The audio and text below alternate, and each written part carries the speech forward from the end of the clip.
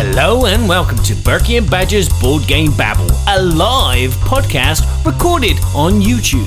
This is episode 52, Massive Media, with our special guest, Mr. Chaz Marler. It's that time again.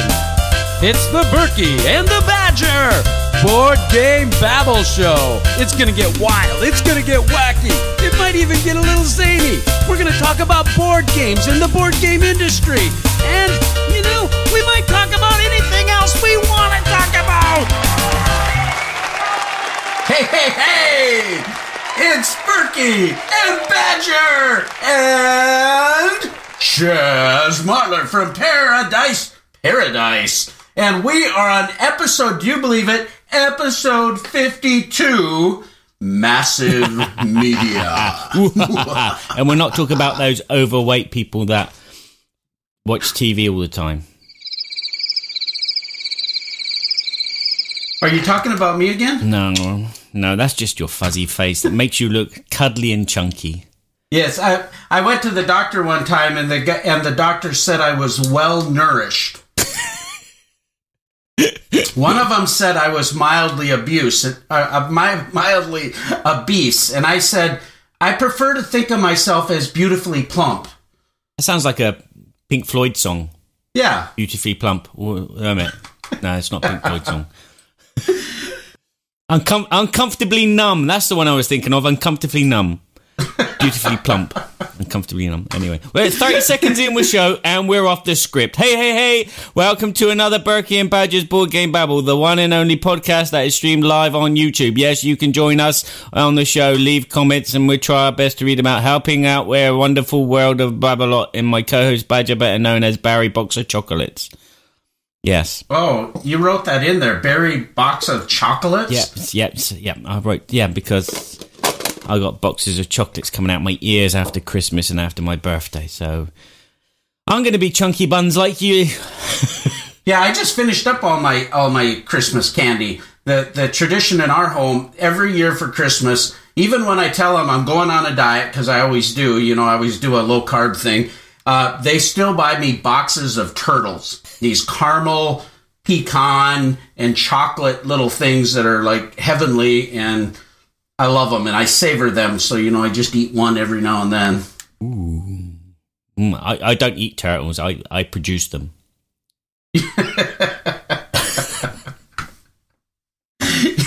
You're a turtle breeder, then. You breed turtles. You have a whole pen full of turtles. No. I was talking about something else, but we'll probably edit that out later. Okay, good. Anyway, let's say hello to our friend Chaz Marler, who's come all the way from somewhere.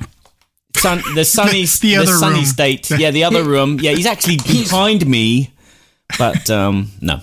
He's all the way from like the West Coast. I mean, he's right. Like out there in Oregon. Ta-da! Right? That's right. Ogden, or no, not that's Utah. You're in. I'm outside of Eugene. Eugene. Yep. Wow. But still, yeah, West Coast. So you got your whole left side of the country represented over here. So I'll try to live up to the standards that we've set. So now it's rainy there, not snowy, right? Right. It's the rain began in November, and so by the second week of June, the rain should stop, and then we'll have our 3 weeks of summer. So, that's nice. Looking forward to it. So you guys all kind of walk around with like moss on one side of your face or something like that? I hate to tell you how actually close to accurate that is, yes. The best thing about living in Oregon, though, is it can be 40 degrees and pouring rain, and you have to go down to the supermarket, and you'll still find people wearing like cargo shorts and flip-flops because it's just, whatever. So it's not officially winter until you like have to have the roads, have to have the roads de-iced. So yeah, there you go.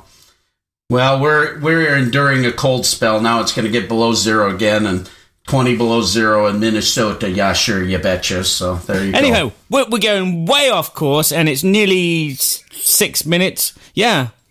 So, to Barry, tell me what you've been up to. Oh, what have I been up to? Recently just been spending a few days unpacking a board game called Mythic Battle. I saw your huge stack, man. Oh, you yeah. had a huge stack of that. You can't see this on the audio podcast, but I'll show it to you on the video podcast. That's all the stuff that came in the order. Sorry, no, here you go. There's about 27, 28 items that came in the box. So there was like the base game, the Kickstarter stretch goals, and then there was the 4 expansions, and then there was all the little mini expansions. So I've been slowly unpacking it and looking at it all and going, ooh, I wonder if I'll ever play this. And yeah, luckily a few friends on Facebook said, yeah, I'll come and play with you. So hopefully tomorrow night is going to be Mythic night. Well, I just found out that one of our guys in our game group actually has Seventh Continent coming. So I said, I actually would really like to play it. And so he said he'll hook me up. So even though I didn't back it, and I know campaign games tend to be hard for me to get in, we're going to give it a shot. So I'm pretty excited about that. Yeah, that's good. That's very good. And so what else have you been up to then? That was my week of unpacking one board game. On boxes. It took you a whole week. I mean, that's a lot of boxes. I'm still not done. That's the punch. You need to make an unboxing video for each one of them. Oh, no. Don't go there, mate. Don't go there. Oh, yeah, they're all the rage. They're all the rage.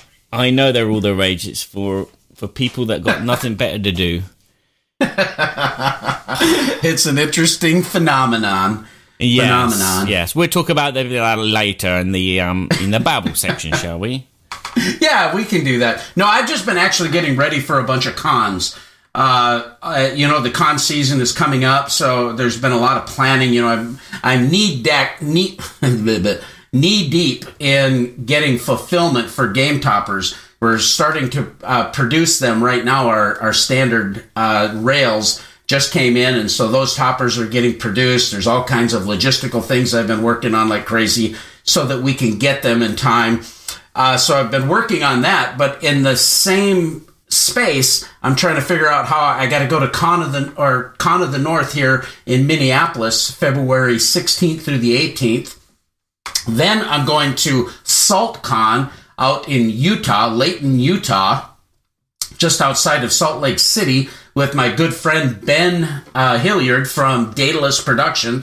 He's partnered with me on a lot of our components on Game Toppers, so I'm going to be helping out and showing off Game Toppers and working with him at that convention.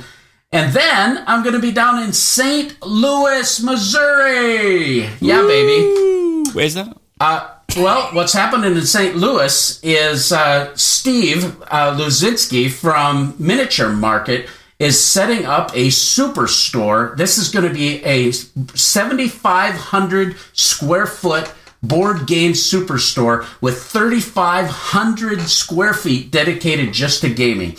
He's going to have 12 of our Game Toppers there, our game mats in stock, things of that nature. And my good friend Robert Oren from YouTube, Robert Oren, love him. If you haven't checked out Robert Oren, he does fantastic videos on painting miniatures and that type of thing. And he's going to be there. So we're going to be doing some media things. And right from that convention in St. Louis, I fly to the Gamma Trade Show in Reno, Nevada. So I'm like crazy swamp trying to get that all coordinated and making sure everything works. You have been busy. Yeah, it's busy. Busier than me. Woohoo! I've got bad wrists because like the sellotape on the box. Oh, you're getting like carpal tunnel cutting? Yeah. Yeah. I got that. That's the life of us superstars. Minor internet superstars. Oh, yeah. I can't remember what. Mini miners. Mini miners. Minor. Yeah. Mini minor. Mini miners. Well, did we have a poll that was put up on the guild last week? We did, but nobody responded. So, curse you all.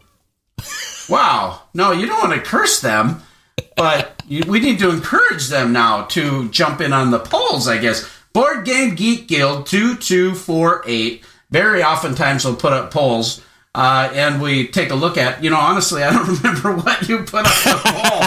You don't even go there, do you? You don't even comment on our polls. Hey, Chaz, do you follow a lot of Board Game Geek guilds? I barely even engage with my own, and I need to do a better job with it.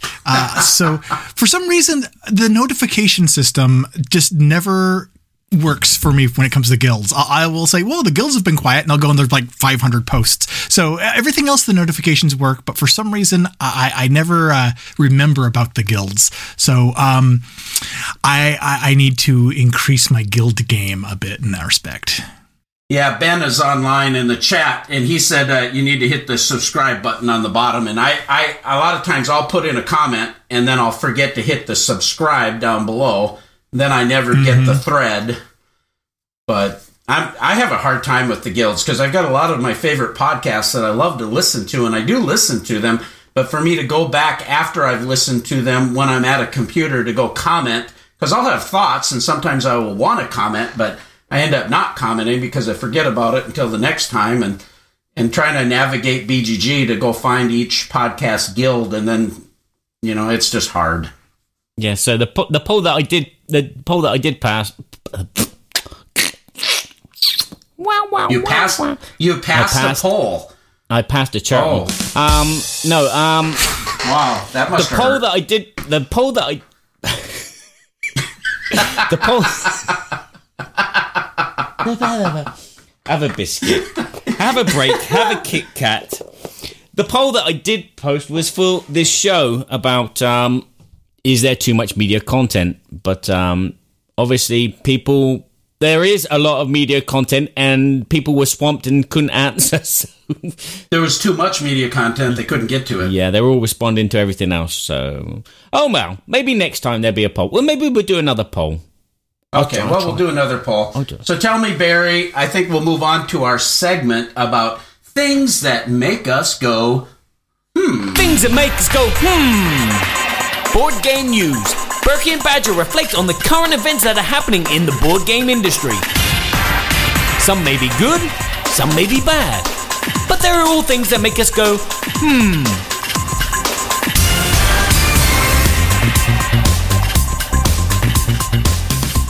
Hey, Kabuki Kid posted to the poll, Barry. Better go check it out. Oh, I've just closed Board Game Geek down. Oh, well, you open it up and I'll tell you some things that are making me go, I'd like to get Chaz's take on this, too. I recently saw an email from Jamie Stegmaier from Stonemaier Games. He does a lot of really great publishing on Kickstarter, just other things that he blogs about as a board game media content creator, as a board game publisher. That's always really helpful. So I've really appreciated Jamie and learned a lot from him. And he probably doesn't even know it, but he's been a big influence in my life by learning from him. He wrote about this article about there's a new crowdfunding platform called Breadmaker. Now, I thought it was kind of interesting because the title said Breadmaker, and I thought, wow, he's really a well-rounded individual. Not only does he make board games, he cooks. And he's bakes. wholesome. He's a wholesome person. He's wholesome. It's whole wheat bread. I mean, and rye. He likes rye. And so that's what you got to go with, And I kind of like rye, except when they get stuck in your teeth. Because if you get too big, then it's, like those, you're eating sticks. I don't like that. No. But it's you got to be careful with the 7 C's of rye as well. Oh, 7 grain bread. Yeah, because if the queen catches you in her 7 C's of rye, that's it. You're going to be in for one Bohemian Rhapsody, I tell you. Really hard to pass, huh? Like the poll? Are we? Okay, so that being said, there is a crowdfunding platform called Breadmaker, and it's actually being designed for the tabletop space, particularly tabletop games. A new platform. Obviously, this entire article, you can go read it on Jamie Stegmaier, Stonemaier Games. You can see all their blogs. The thing that made me go, about it is today we're talking about massive media, and is there a lot of podcasts and that type of stuff. And I think in the crowdfunding space, we have primarily Kickstarter as the primary mode of transportation for us in the board game hobby is real prevalent anyway. Indiegogo is another one. You see some of the GoFundMes.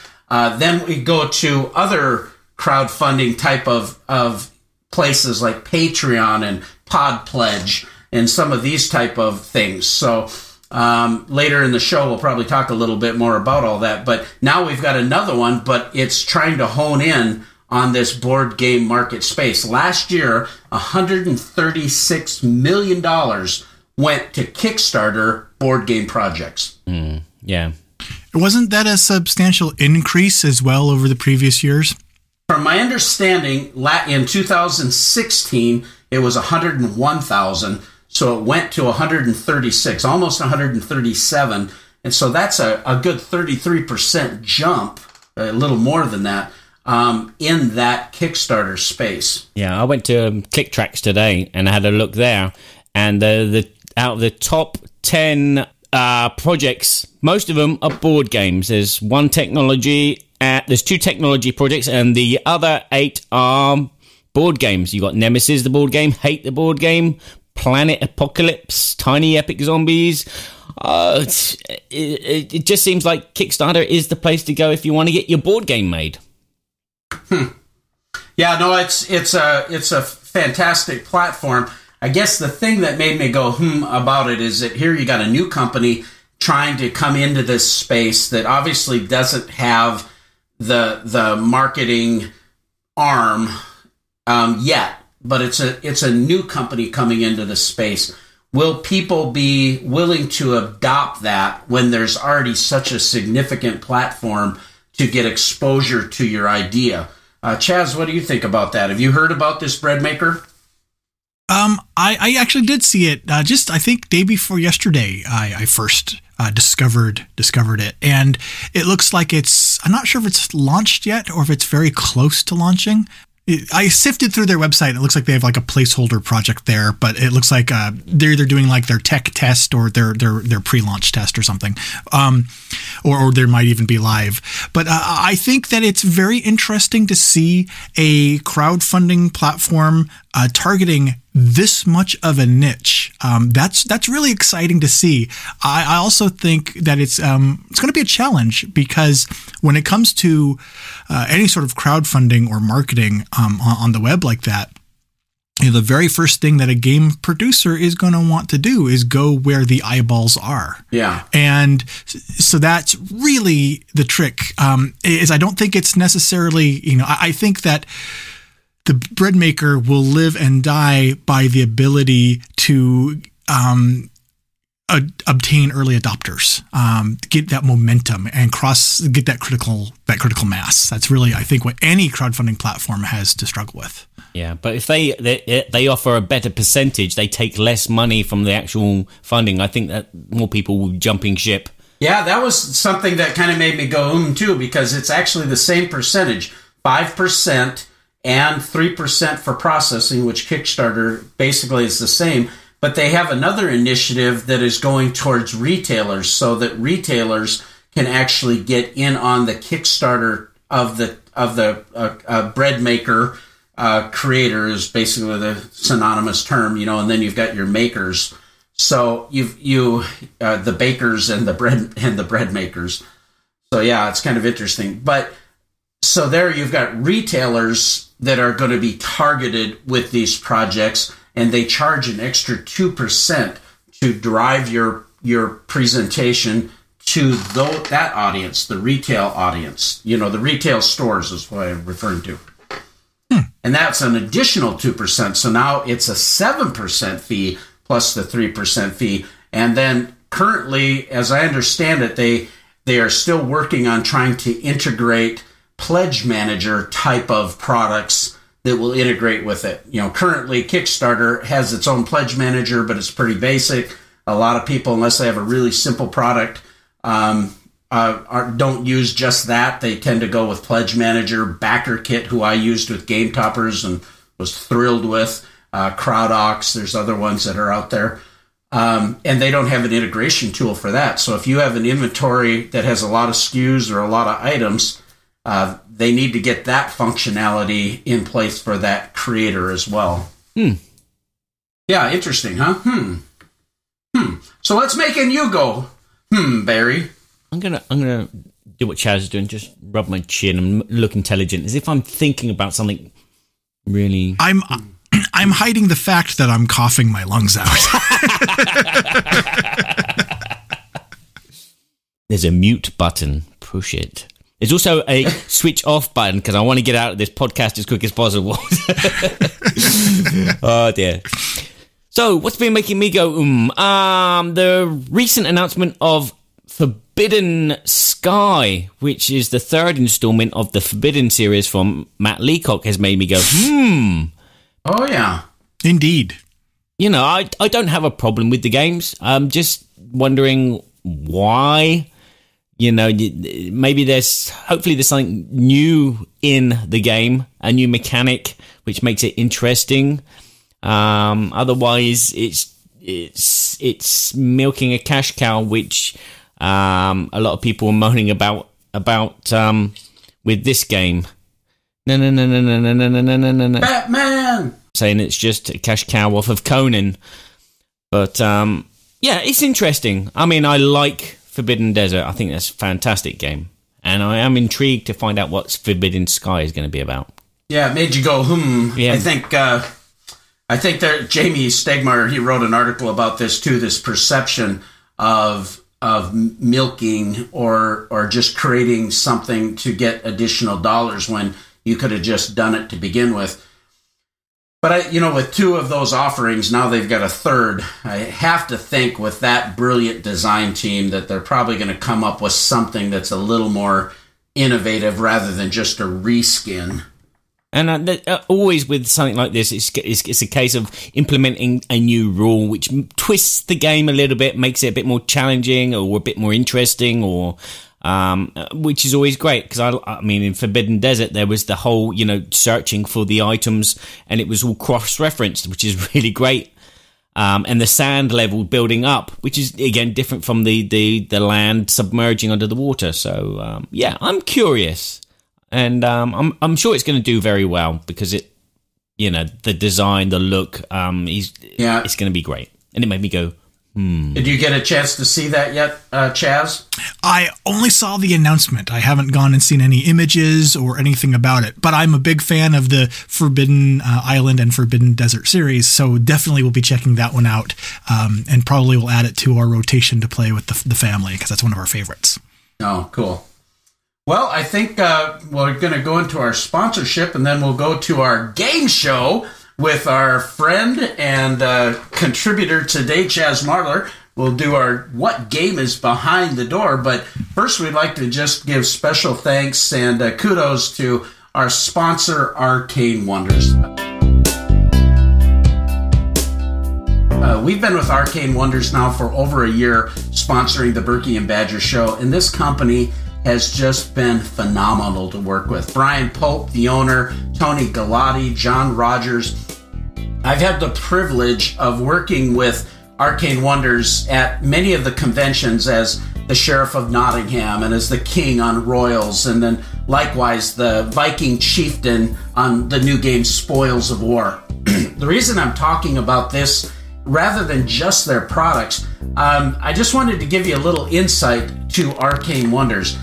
Working with the company and being able to interact with them and actually be in several high-level meetings about different production and things of that nature, this company is committed to do top-notch productions. I noticed particularly art is a major priority for them. So when you get an Arcane Wonders game, you're going to get some fantastic art. You're going to see a commitment to quality.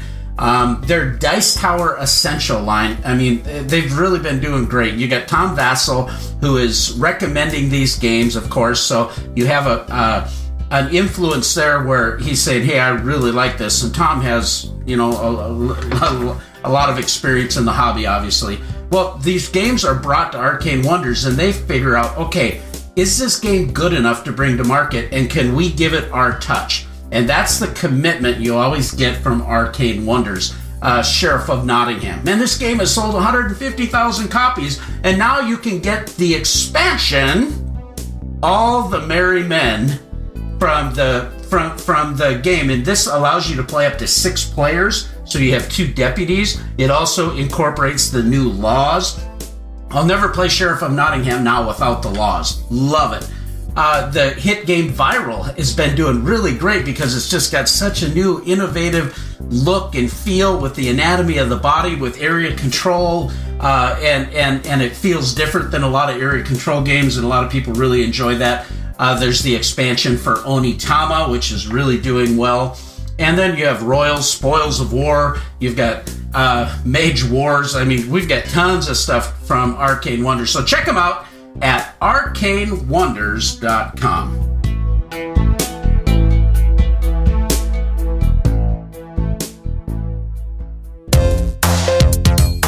Welcome everybody to What Game is Behind the Door.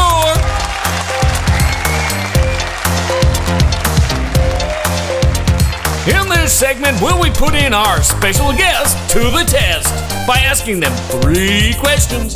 Questions like, what was the last game that they purchased? What is the game they're most excited about getting? And what is their favorite game right now? Berkey and Badger will have to figure out what these answers are by asking questions in particular styles. Let's find out if Berkey and Badger can get 3 out of 3 or fall flat on the floor like a floundering thingy. Oh yeah. Oh yeah. Oh yeah. Well, this is exciting. Now, I don't remember exactly when we had Chaz on the show, but I think it's, we're on episode 52. Barry, we've been doing this for 2 years. I know. Aren't we slow snails, like turtles? Well, slowly there you go. Long and steady, up. Baby. Yeah. Well, see, there it is. Turtles again. Ding. So, we need a ding in every video. We do need a ding. We need a bell, the Stefania bell. For all you fantasy focused people out there, you'll know that reference. So, but we had Chaz on the show. And I think it was real early on when we started. Do you remember, Chaz, when you came on the show? I think that you guys were in the single digits still of episode numbers. So, and in 2 years, that sounds about right. That usually typically takes about 2 years of me begging and pleading for someone to bring me back on their show. So, yeah, it fits the timeline. Well, you finally wore us out, and we just couldn't say no. It was actually episode 7. The date is wrong on this one, so it's not. It was before August 2015. August of 2015. What was our topic? Oh, I just closed the window. Now you ask me. You keep closing the windows. Because I've got too many windows open. Get a bigger computer. I've got 10 windows. Because this is Windows 10. I can't do 11. Oh, ironically, the topic was games we'll be talking about 2.5 years from today. So it fits perfect. So it works out. Well, we did that on purpose. Yeah, so this might actually be redundant. So. Well, no, it's I've gotten to know Chaz from multiple conventions and so forth. He was kind enough to purchase one of my game toppers and do a review for me. He's been such a great friend in the hobby. I have always admired your perspective to gaming, and I love your humor. So I know you're a Dice Tower contributor. You do a lot of work. You're also working with Passport Game Studios and among other content creations. So it's great to have you on the show, Chaz. Thanks for coming on. Yeah. Oh, you're welcome. And you read the notes that I gave you beautifully. So thank you. Did I deliver it well? I tried to memorize it so it didn't look like I was reading like Barry. Yeah. No one will ever know. You can add to that if you wish, Chaz. Believe, I'm sure I will. Now he's spat on your shoes, you can now polish them. I'm sure I'll find every opportunity I can. So, but for now, we'll just continue. Okay. Well, we did this little game show with you, but Barry said, well, do we got to change up everything? I said, no, the way our new questions are, they're a little more descriptive, and it's been so long, I can't remember what your games were anyway. But nonetheless, that so much has changed in the hobby, right? Mm-hmm. Oh, yes. And I was not aware when I agreed, when I whittled you guys down to get me back on here, I was not aware there were going to be physical challenges involved in this recording episode. This is going to be very, very, very interesting. I'll try not to crack a wrist. It's a dexterity game. All right. Well, basically, Barry, why don't you go through it and just explain the first part of our game? Okay, the first part of the game. We're going to ask Chaz, what was the last game that he purchased? And it might have been a game that he purchased 2.5 years ago. In that case, I'll quickly watch the last show and I'll be able to win. But no, we do this in a kind of game show style. We're going to be doing a kind of like 20 questions, but we're only going to do 5 questions each. And what Chaz will be answering is either yes or no or a possible in the middle. After we've both asked a question, Chaz is going to show us a component from this game. You know, like maybe something subtle. And we still got to guess what this game is. I'm ready to go. Oh, that sounds like Ticket to Ride. Oh, game over. Nope. Fortunately, we can continue. Okay. Alrighty. So we got 5 questions, yes or no responses. So Chaz, I'm going to ask my traditional question. Can anybody guess what my first question is going to be? Ticket to Ride. Someone says it. Kabuki Kid said box rattle. I thought you were not looking at the chat. Oh, yeah. Okay. Cheater. Minimized. Cheater. It's out. Yes. My statement is it a Ticket to Ride size box? Okay, before I answer that, I have a question. Can I lie in my answers? No. Oh, okay, this game just got a lot harder. Does it come in a Ticket to Ride size box? Yeah, standard 12 by 12. I'm gonna yes. Close enough that yes. Yeah, that's strange because if you say does the game come in a Ticket to Ride? Oh, you did say size. Yeah, sorry, I missed that. If you just said does it come in a Ticket to Ride box? It is Ticket to Ride. It is Ticket to Ride. There you go. Okay.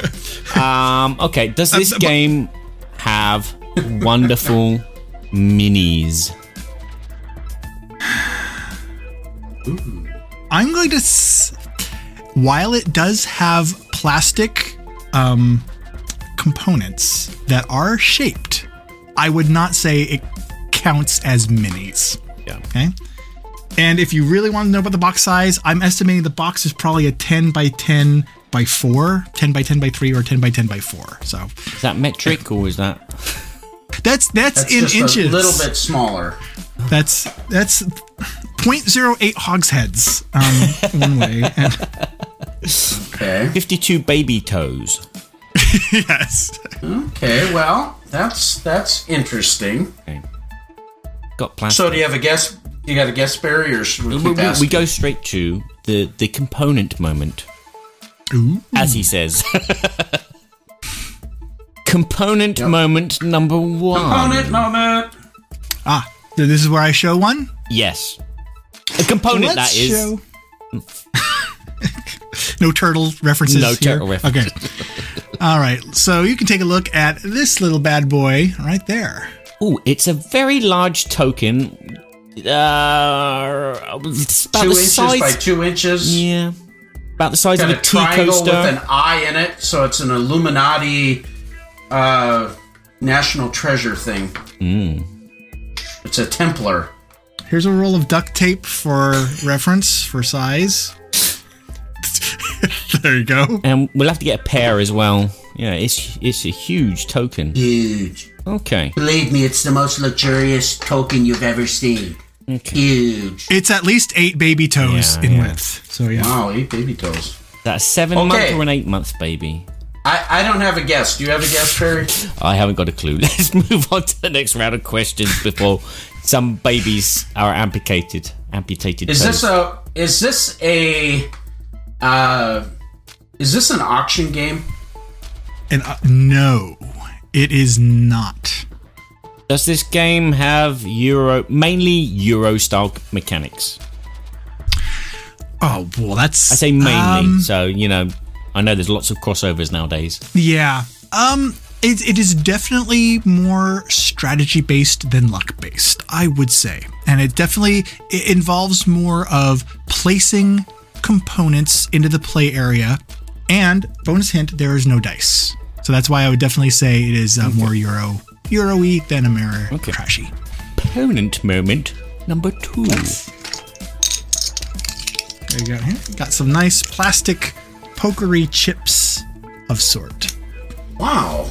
Yeah, they're very plain. They look like they're engraved with something, or I don't know the word, embossed. Not embossed. Be embossed. Yeah. They may be plain, but they have a great personality. Yeah, they got kind of different symbols kind of embossed in them. They're pretty thick and chunky, it looks like. That is true.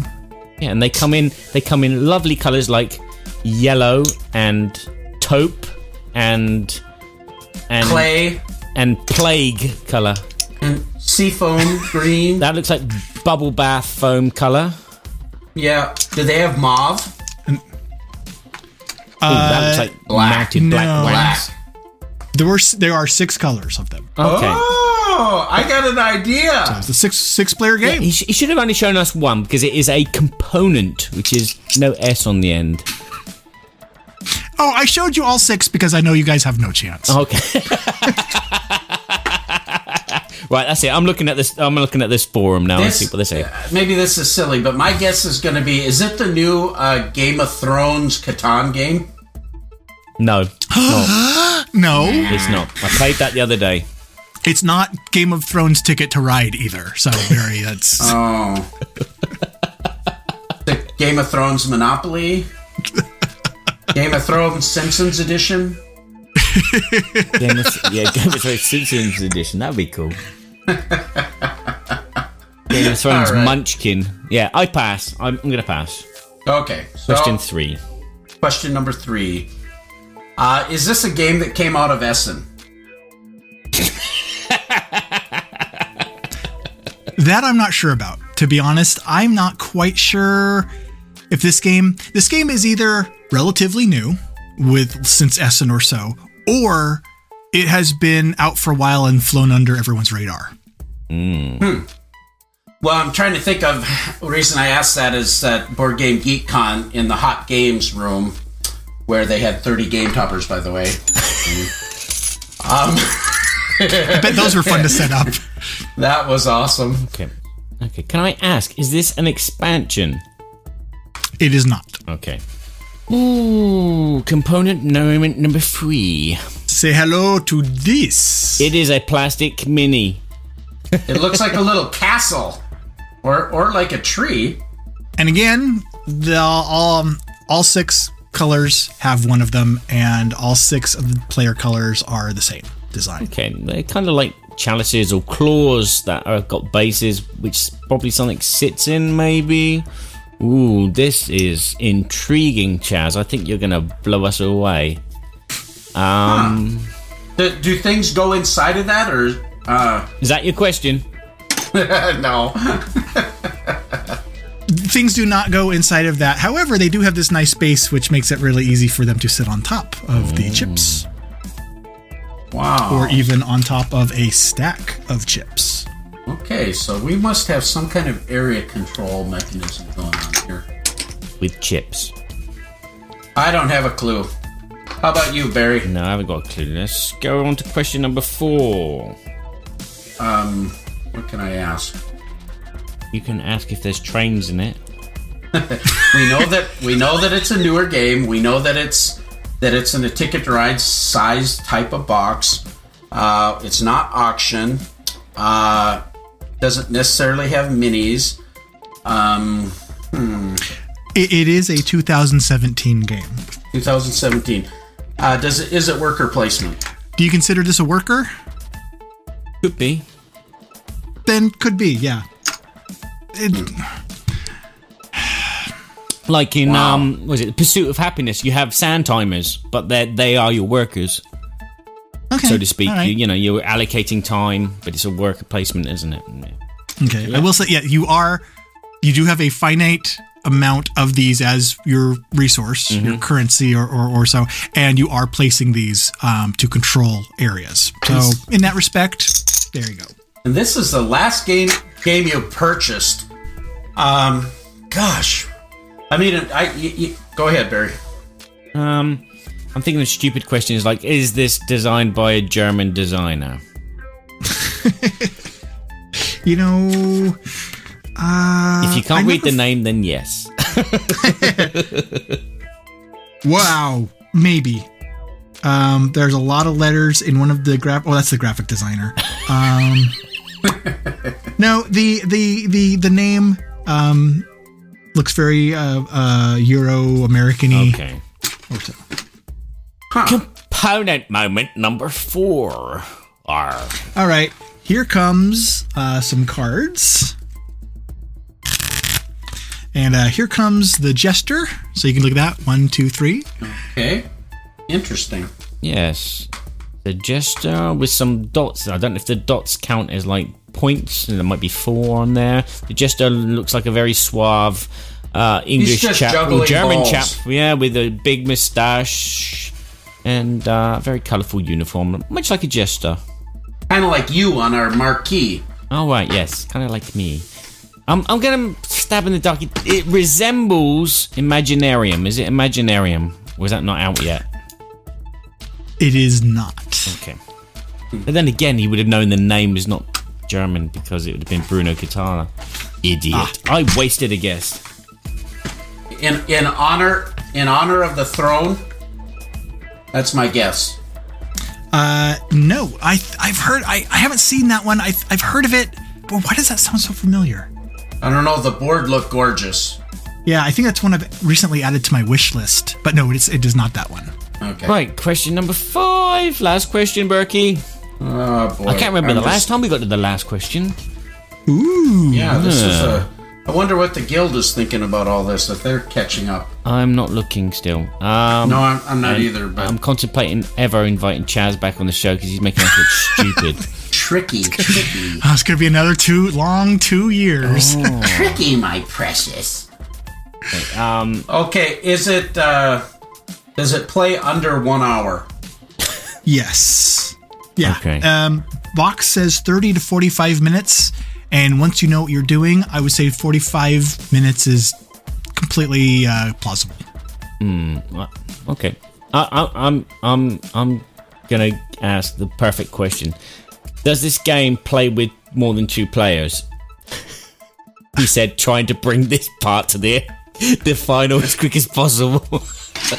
Well, yes, that's it plays up to 6. Plays up to 6. Wow. With the 6 different colored chips and 6 different colored things. Where do I keep my chewing? Do you like this game, Chaz? I liked it. I would definitely play it again. It got medium to high range response from my group. It was ones like, it probably won't center a night around it, but would definitely between some games or as part of a night, definitely would play it again. I have one more component for you if you want to see. Component. Yep. Okay, so here is a somewhat obscured front of the box. So in case you wanted to use that as your component, there is part of the title on the box itself. Kirko. No, that doesn't look like anything. Oh dear. Did he deliberately drop that?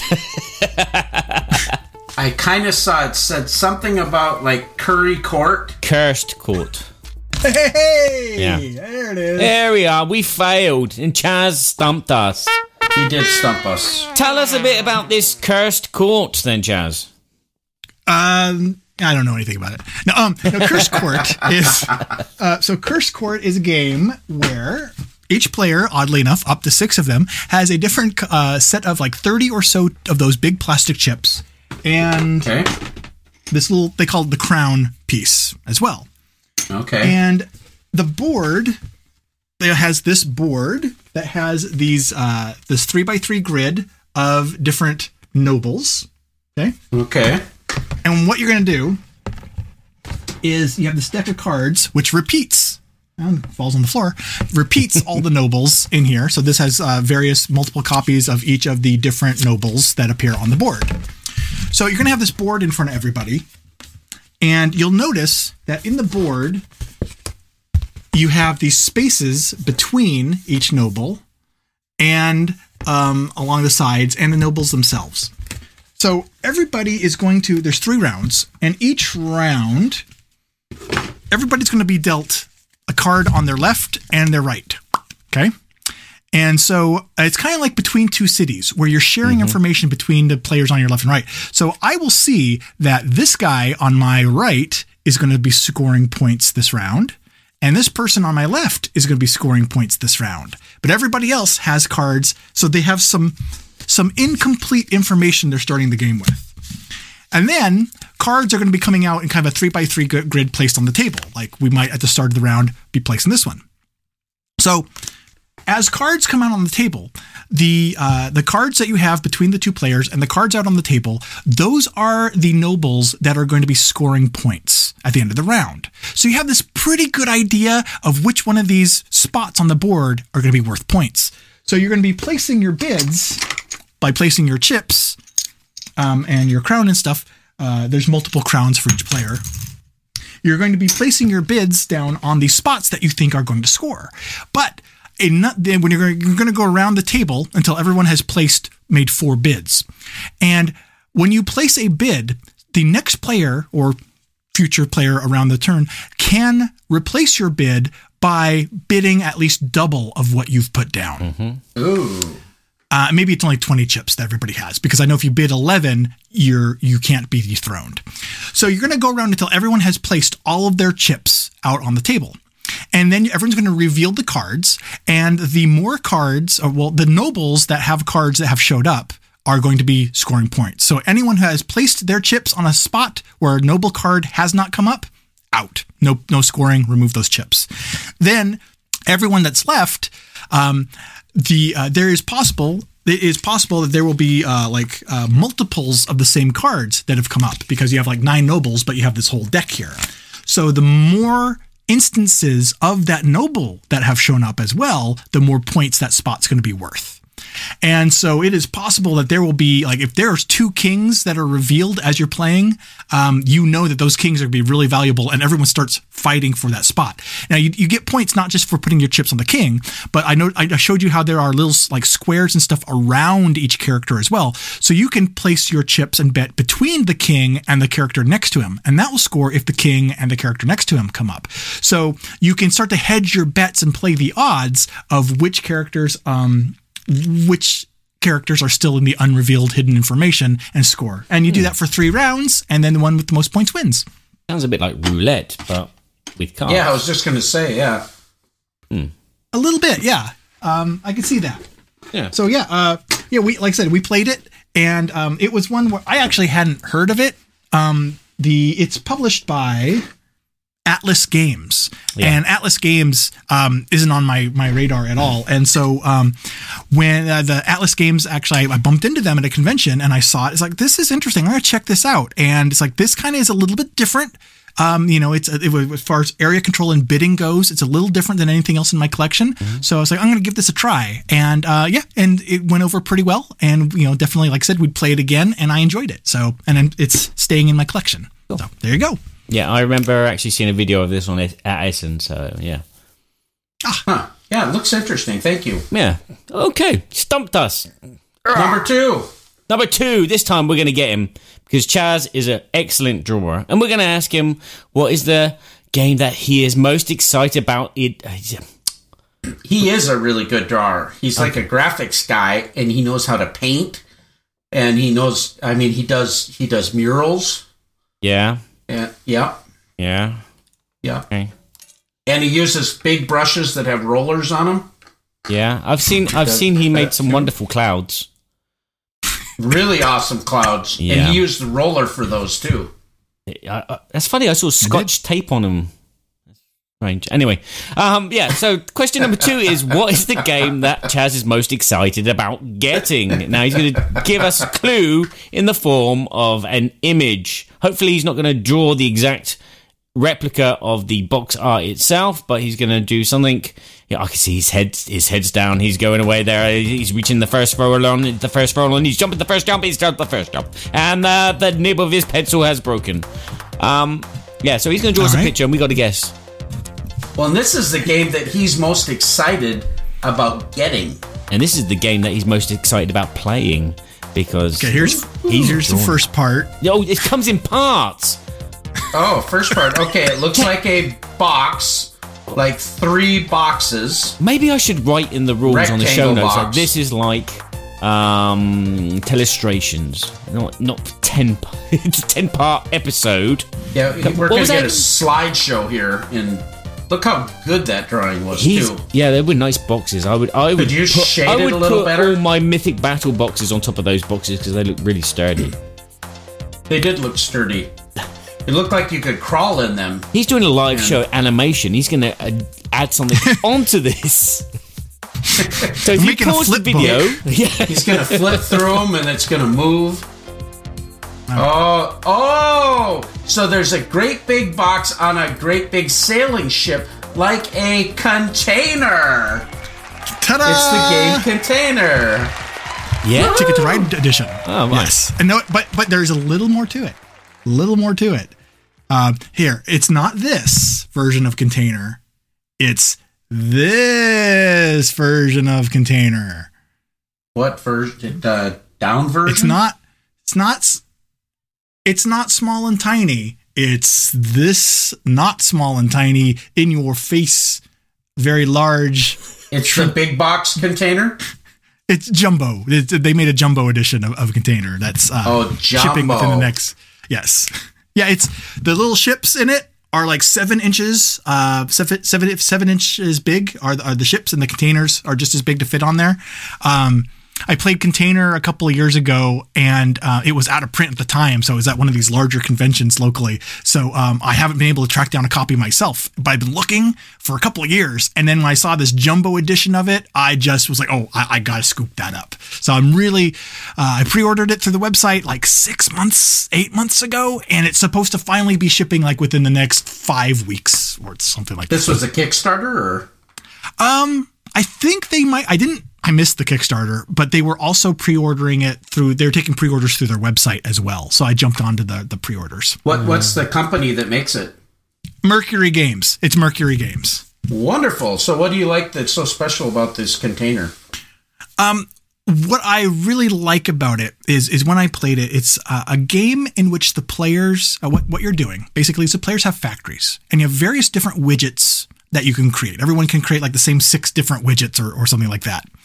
And what you're going to do is create these in your factory, and players are going to buy them from each other, put them on their boats, and ship this to this island and sell them. And so you're basically playing the part of an importer-exporter.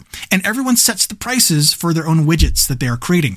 So the players are completely controlling the economy of the game.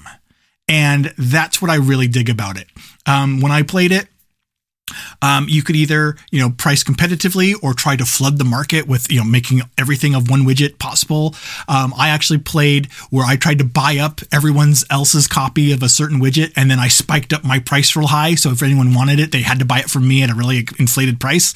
And that didn't go over very well with the group, but it was still really exciting to have that level of economic control over the game. Wow. Sounds good. All right. Question number 3. Now, question number 3 is, we're going to ask Chaz what his current favourite game is. The one that he's playing the most, the one he dreams about playing when he's not playing it, the one that he's taking to bed, and there it is again. He's always got to bring the bed into it. But it's written down on the script, man. You write the script, and then I can moan at you. Oh, actually, you do write the script, don't you? You write all your answers on the script, so I know what your answers are. I didn't do that this time. I did that last time. Yeah, but we're not doing a good, the bad, and the ugly. Forever. Oh, what? And in there, I took it out. Best to work alone, Chaz. You know that. No comment. Okay, in this round, Chaz is going to give us 5 one-word clues. And after each clue, we will try and guess what this game is that he is in love with at the moment. Because, we're not all Tom Vassell. We don't all stick to Cosmic Encounter every week. Are we? Is that your guess, Cosmic Encounter? No. You have to give us 5 one-word clues, baby. All right. So the first word is galaxy. The first word is galaxy. The first word is metamorphosis. Oh, he had to make it a big one, didn't he? Let me get in the dictionary. Metamorphosis. Metamorphosis. I'm going to say... Can I go? I'm going to say photosynthesis. I was just going to say the same thing, but that can't be his game that he's waking up thinking about, like Ben says we should say it.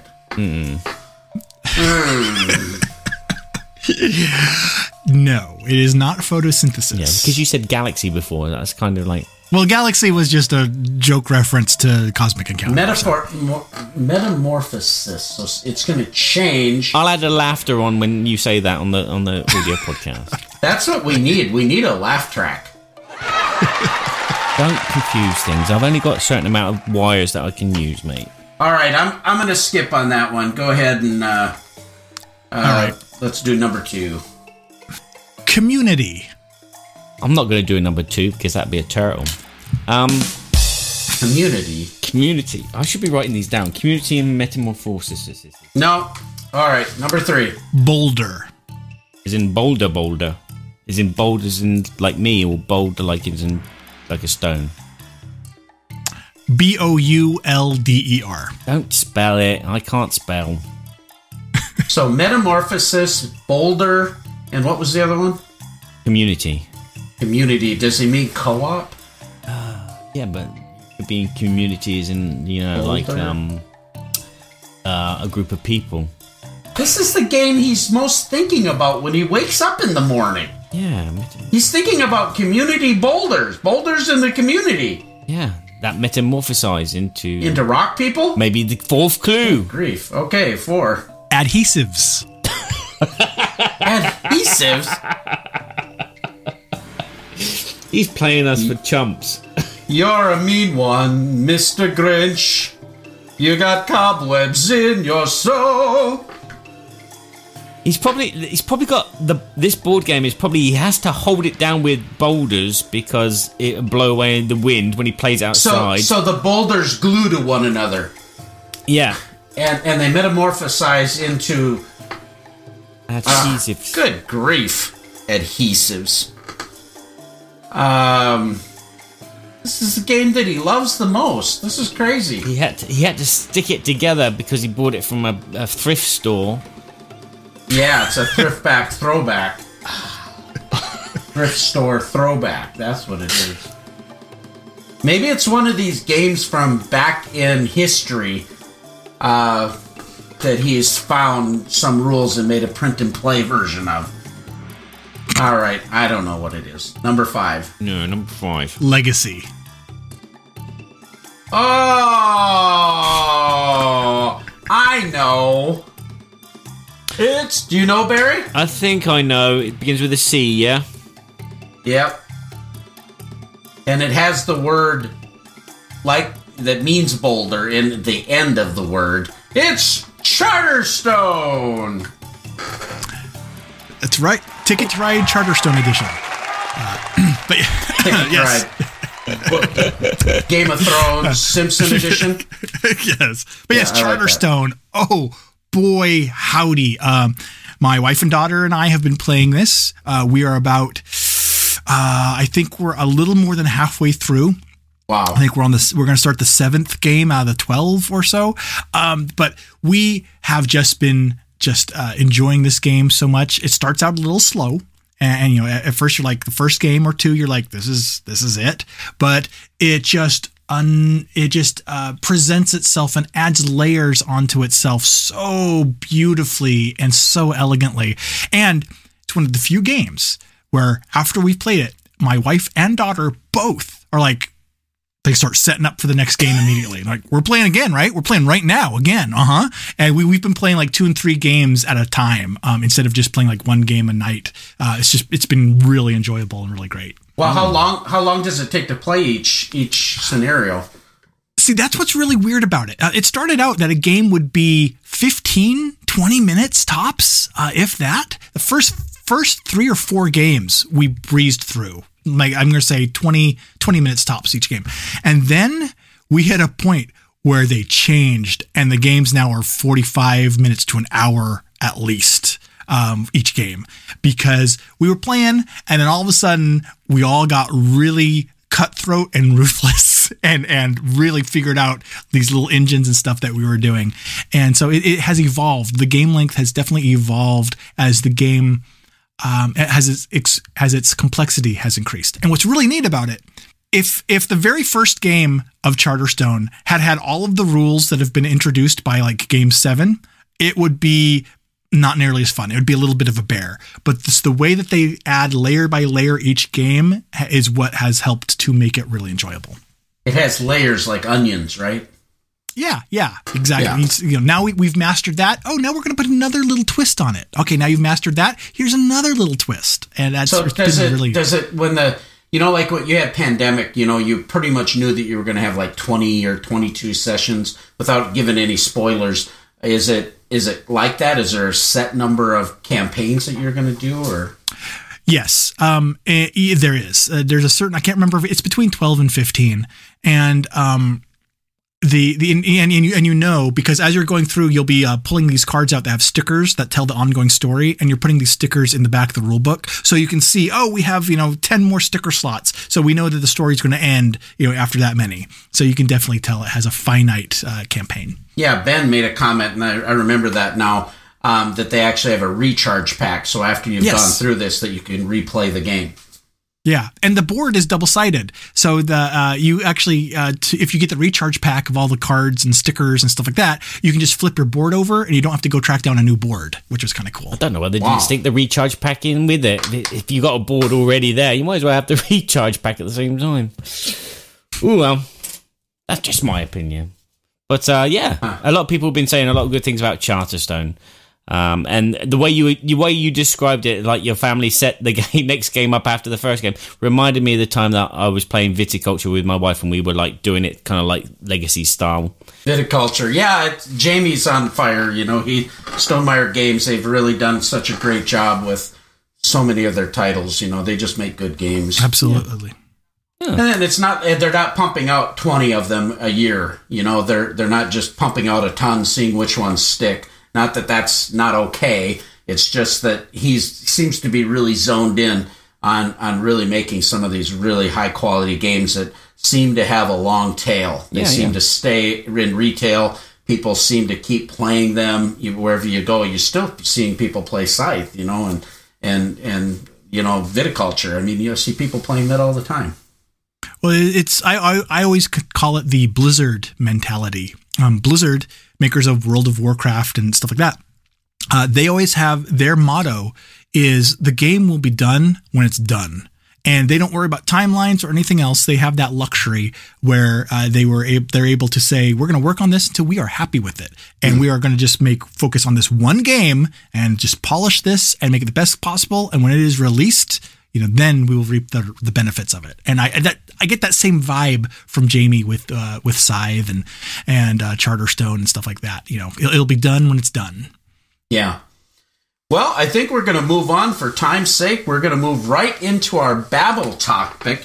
And I'm really excited about this particular Babble topic. Barry, do you got a drop for us? It's not a turtle, that's for sure.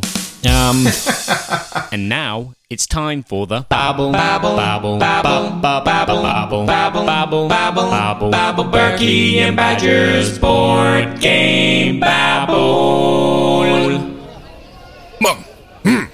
Hello there. My name is Winston. And, I've been in Babble It for many years. And, I get to see lots of people because I go around and collect their rubbish. Because I'm responsible for taking out the trash, so to say. Yes. So, people around Babble It, they're a delightful bunch. And they're a bit bemused by the amount of information on board games that are at their fingertips. Or on parchment paper. But anywho, there's so many YouTube videos and channels popping up on the websites and blogs and yada yada yada all over the place, and it's an overload for their senses. But are they alone? Is it just us Babbleites that think this? Let's ask Berkey and Badger if they can help out with this phenomena. Let's talk about something. Don't go into Pycelle. Just stay as Winston. Thank you very much. Vote Winston. I take out your trash. Yeah, basically, we got talking about this, Barry and I, one day, and we were just talking about the amount of board game media, and that's why we titled episode 52 Massive Media. We've been podcasting now for a little over 2 years ago. For me, it's nearing 6 years where it started getting really heavy into the hobby, the board game hobby, and seeing. And for me, one of my first board game media experiences had to do with tabletop. When Will Wheaton came out with the show, and I saw that and I thought, wow, we're watching them play a board game. That really opened my eyes. Well, unbeknownst to me, people have been doing this for a long time. And I've shared this story many times before, but we went to our first Gen Con about 5 years ago with my son Josiah on his graduation gift, him and his friend and my buddy Barry, and we took off to Gen Con and we met Tom Vassell, and we played the game Nothing Personal and played a game with him one evening called El Grande, a classic, and that was when I was first introduced to him. But I looked up at this big towering guy in a red shirt and red cap, and I go, yeah, well, it says Tom. My son, though, was like, dribbling. Tom Vassell. I mean, he couldn't talk, and Trevor was the same way. They're just like, it's Tom Vassell. He's talking to us. And so little did I know that he was this board game icon. And now I know better. But anyway, that was my first exposure to board game media. And since, I don't know, Chaz, you might have a better perspective on this. Barry, how long have you been actually creating board game content? For about 6 years now. So. How about you, Chaz? I think my first YouTube video went up early September of 2013. Okay. So I'm about a third of the way into my fifth year, and I was consuming board game media for at least a year before that. So open up as much as back then you could actually watch every video that the Dice Tower released and stay up to date. Yeah, there were actually days I went to my computers like, oh, there's nothing new from Tom today. Yeah, those days are long gone. I remember that. That was very much like what happened here when I moved to France. It was like I had nothing to do. I had no job. I was just sat at home. And I was like, you know what? I'm going to watch all those YouTube videos of Tom and catch up with everything, And so I went right back to the first ones. I thought, no, skip them. They're boring. Don't like the resolution. So I did manage to watch everything. And it was, like Chaz says, a disappointment that, you'd put a video on Monday and then there'd be nothing Tuesday, nothing Wednesday. But Thursday there'd be one. You're like, ooh, whoa, what game is he doing? Well, it's just a Euro game. But it was sparse, wasn't it? Yes, and times have definitely changed over the last 5 years, haven't they? Well, I think that's kind of one of our top questions was, are there too many channels reporting the same information, or is there I mean, that's a little bit different question, but is there more media available than can be consumed? Well, to answer the second question first, I think that no. Oh, I'm sorry. To answer the second question first, is there more media available than can be consumed? Oh, yeah, definitely. What is the stat? Every minute of the day, 400 hours of video content is uploaded to YouTube. That's insane. That's just mind-boggling. And if board game media is just a sliver of that, that's still far more than anyone can consume. But then...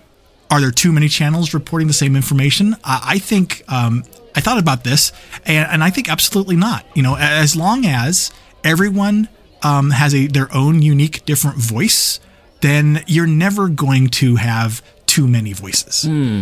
Yeah, I would almost agree with you. I mean, there are too many people reporting on the hotness, the brand new games. A game will come out, and then all of a sudden there'll be 15 reviews of that one game. That's overload. You don't really need that in a hobby that we have, where there are like around 90,000 different board games out there. There's board games which don't have videos, but everyone decides that they're going to pick on the hotness, that game which everyone's been wanting, and try and get their video up on first, because it's going to give them hits, which is going to give them likes, which is going to give them revenue if they're monetized.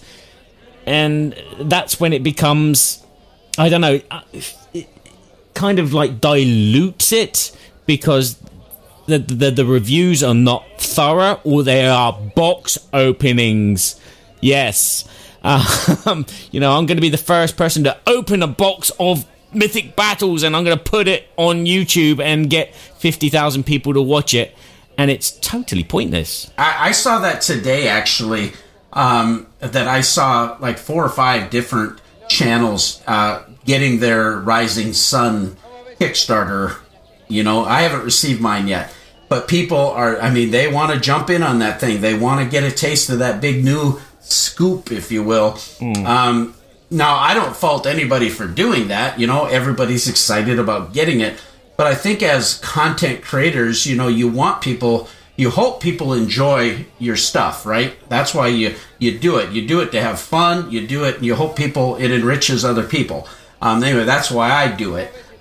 This isn't a money-making thing, but there's still a, I don't know if you want to use the word pressure, but there's a desire pressure that, if we were just talking about old obscure games, people don't seem to care. Your numbers are pretty poor. But if you've got a new game that's out there, well, people are excited about that, and they're gonna click on that. So all the content creators were all jumping to get in on that thing. What do you think about that, Chaz? Oh man, there's so many facets of this. First of all, it depends a little bit on what the content creator's goal for their content is. Right now, there's a website called BoardGameLinks.com, yep. And on that site, it lists a lot of the board game media websites. And right now, that list has 345 different media people listed on it. Am I above you or below you? I don't even have to look. I'm just assuming way above. Yeah. I'm just assuming. Yeah, it's par for the course. The moral of this story, everybody, is go to Board Game Links and click on Berkey and Badger and forget about Chaz Paradise. This has totally backfired. Okay. Yeah, sorry. So, but all of those 345 people, are there because they are creating content of one form and another. And, some people, I've seen content creators come and go, and, some people stick around, and some are doing it because they have a passion for the hobby. Some people just want an artistic outlet. Some people want to get free products sent to them, and they think that this is a way to get like free games sent to them. Some people want to turn it into a career. And everyone has a different motivation or mix of motivations. And I think that, no matter what your motivation is, if you do want to increase your exposure, one thing I've learned is I think that, you have to find out what your voice is and what you want to talk about, where your passion lies. And lots of times, creating videos that you want to create, that might not get all the hits and not all the likes, is one way. But then every now and then sprinkling in like a tentpole topic, one of those things that's it's really getting a lot of searches and a lot of views. It can be a way to continue to get the exposure while still allowing yourself to have your own artistic voice, without just turning into another box opening, this is the latest game that everyone's talking about type of channel. And I think that actually in the long run gives more substance and longevity to a channel in that way. I'm batting my eyelids here, Chaz. I've just fallen in love with you all over again. You've said exactly the most wonderful thing, and what everybody should be doing. I agree with you wholeheartedly. I'm catching up on you on the list. I'm still behind. No, I think that was articulated incredibly well, because I think that's the thing, if motivations, and it's not like trying to find fault with anyone in their motivation. It's just that for me, this is far too exhausting, far too much effort to do this for the wrong reasons for me. You know what I mean? I'm the type of person, I'm driven by inspiration. I'm driven by vision. So when I have a vision for something or something that inspires me, that and generally speaking, not that monetization is evil, but I mean, what really drives me is like you're saying, is this passion to try to create something that's special, that's really going to increase joy into people's lives. And our podcast, when we first started this, the whole thought was, hey, Barry and I are just kind of goofy personalities, and we're a little zany, and we like to talk in voices. He likes to raise eyebrows and talk about stuff. And wait, are you telling me that Winston wasn't real? No, Winston's real. Yeah. Okay. Please continue. Real. Okay. Yes, very crisis real. Averted. Please continue. No, there's lots of realness. So yeah, to me, it's like you mentioned this comment. I just wrote it down. About a motivation for free games. I mean, it's the stupidest thought in my mind. Now, if somebody is designing a challenge because they want to get free games, it's like, I don't know, it's like a poverty mentality to me, almost like, trying to get something for nothing. And I don't like that personally. And when I think about the hobby, I've got hundreds of games. Hopefully we can talk about some games and we can bring value to people, but the motivation to get a $20 or $30 or $50 game, to spend all the time that we're going to spend really doing justice to a review and all that, that's stupid. I mean, it really is. You can't pay a person enough. Chaz, how much time we put into doing a thoughtful review. Barry will make a video, and how many hours will you have into a video, Barry? A video can take anything from about 2 to 4 days to shoot, but then you've got the playing of the game beforehand, and because I'm not someone that just plays it once and reviews it, I'm someone that plays it about 3 or 4 or 5 times. That takes up a lot of time, especially if it's a big, hour, 2 hour long game. And that's when all the ideas start flowing, and then I start thinking about things in my head and start doing stuff, and then the camera. So, it could take a whole week if I, condensed it down. Yeah. See, there's 2 reasons why making a board game review channel with the goal of getting review copies, is a fallacy. The first is exactly that. The amount of time that it takes, you are losing money. From just a pure business model standpoint, you are losing money if that is your goal, because it takes far more time and effort to produce a review than the game is worth. Yeah. It's also, over the last 4.5 years now that I've been doing this, I have seen several channels come and go. Several channels come up where you could, it seems like the person that was doing it, their motivation was getting free stuff. That was their primary motivation. And they all have all these channels have one thing in common.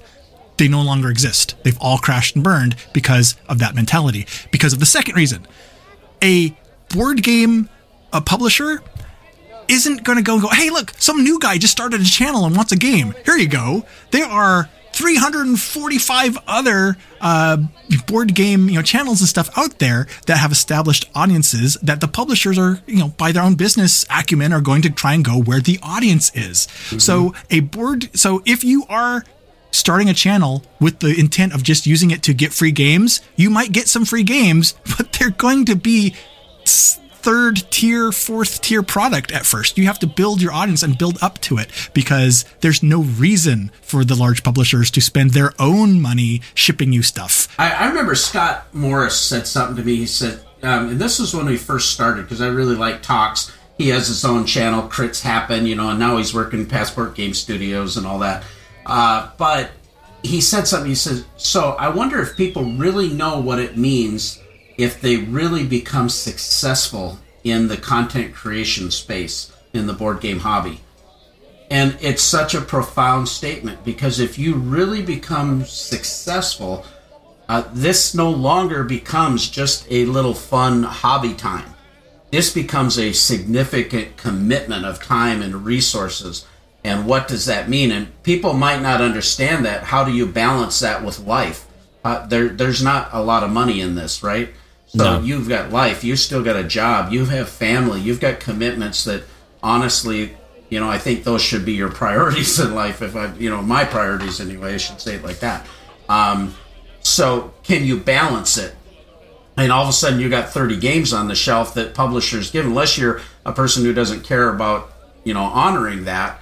There's an incredible responsibility to the publisher in my mind if they're going to give you a product that I have some responsibility here. Now, if I don't like the game, I might not review it because I don't want to speak poorly of the company. But on the other hand, you know what I mean? Yeah, I know exactly what you mean. Oh, yeah. Yeah. I have a dedicated little shelf of 1x4 IKEA shelf. That is my shelf of shame. That is the games I am behind on that publishers have been kind enough to send to me for evaluation. I've talked about some on social media. I've talked about some in passing. But I haven't had. This is still a part-time gig, so I haven't had the time to produce as much content as I want. And I have to be honest, I've never said this out loud before, but it's starting to keep me up at night because, like you said, Kevin, it's a responsibility. And and the publishers notice too when they send out copies of stuff and they go unreviewed. And so it's gotten to the point where it's like if a publisher contacts you and says, hey, do you want a review copy of a game? It's like you have to fight back that initial response of, yeah, sure. I go, you know what? Let me catch up on some things first because I kind of suck and I'm a lot slower than I want to be. And I want to set expectations up front. And it's a two-way street. It's got to be a two-way street between the reviewer and the publisher. There's got to be a trust that's built. And it's very easy to dismantle that trust just by being busy. Yeah. Well, I know I've turned down several opportunities for board game theater that people have come to me and asked me about. And, a board game theater episode could take me 50 plus hours going through costuming, going through shooting, going through the arduous process of editing a 30-minute episode. Those things are really difficult. And so we don't have the bandwidth to be able to create that kind of thing. So it's just unfair to a publisher that's looking for something. I'm thrilled the ones we've been able to do, but I mean, that's a massive undertaking. And so if you're doing this as a hobby enthusiast, and again, I think too, we're kind of moving into a whole different topic about is there too many, and we're talking about motives and things of that nature. But it seems like to me that, we love this hobby, so, let's do a podcast. And I don't know if people really understand what that means. Now, there's nothing wrong with it. Man, if you want to do a podcast, do it. What? I understand what it means. I have to edit out all your squeaky chairs and your eating noises and Chaz's coughs. Yeah, Chaz's coughs. Yeah. Luckily, we haven't got another guest as well. That would be a nightmare, especially if it's Jamie. Or Ben. Oh, heaven forbid, Ben Maddox. Oh, all the swear words I'd have to bleep out. Well, yeah, so you're right. If it's the barrier to entry to starting a podcast or a YouTube channel is very, very low. And I've mentioned this number on this Board Game Links of 345 different people listen. I've mentioned it several times for a reason because a lot of people say, "Oh, is there too much board game media?" Well, compare the board game realm to video games or movies, and the amount of content being created for those things dwarfs board games. And so we get so focused on this little niche saying, oh man, another podcast started this week, there's too many. Well, step back and look at the comparatively we haven't even started to scratch the surface of what can be done. Yeah, a Marvel film that comes out and there'll be 500 videos of reviews, trying to be the first. So yeah, it's the same in every other kind of media. But is it swamped? Because I feel like when I first started looking at YouTube and I was thinking, well, surely someone's captured video footage of a UFO. So I started looking for UFO videos, and all you'd find is these fake, really rubbish ones, or ghosts, and then you always have those long shots, and then this face pops up and goes, rah, in the last 2 seconds. You know, those videos. And it's like, well, am I ever going to find what I'm looking for? And again, there was a time when it was the same with board games. You go, okay, I want to find out about this board game because I want to buy it. And you'd search on YouTube and you'd find all these videos, and it'd be box opening, review by someone who hasn't got he's got the verbal capacity of Donald Trump, box opening, someone who hasn't read the rules properly, and it's like, too much. Too much of nothing, too much air and not enough substance. Yeah, no, I'm thinking, you know, there's so much. This topic is really multifaceted. There's so many different. We could have several babble topics about the sideline topic of this. Oh, good, you're talking. That's good. I didn't scare you with my rah. No, that's good. A ghost video. I like what you said about Board Game Links and Board Game Geek. Channels like the Dice Tower, that's very significant. I remember when, like you said, when Tom put out a video, you pretty much were able to watch it. He made short videos. There were more overviews, but you got a taste of what was coming out. But I think what's partially causing, like you showed us a game that was obscure to us. Most people, even in the chat, we didn't know what the game was even, right?